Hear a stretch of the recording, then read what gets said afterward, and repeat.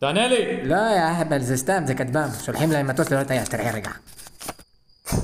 מה, ניתן איזה פאף לפני שנכנסים? פינגווינס, מה אני עושה עם הפלסטינים באינסטגרם? אני מותש? מה? לא יודע, בוא נחסום כבר את בל החדיד הזאת. וואלה. אוגו, אתה על זה? אין בעיה. לא.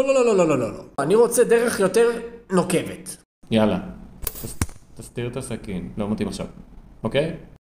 יש לנו מספיק חיילים, מספיק אוכל, מספיק קרמי. אנחנו די מוכנים לכניסה, לא? רגע. מה? כניסה? רגע, נפל לי משהו. שנייה. אפשר לעשות רגע גגי לפני שנכנסים המפקד? טוב שלא ביקש גם מגבונים ועיתון, אנחנו לא בפנג'ויה פה. תשד על עצמך. עם אסמאעיל אני רוצה אותו לשם. רק דיברנו על החמור. השב"כ עקב אחריו משוטט בקטר עם אשתו התשיעית שתלך לעזאזל. חתיכת כיעור כמו שאתם רואים. אוקיי, בוא נפתח שעונים, האחרון שמגיע לעזה בצע סרוחה! יאללה,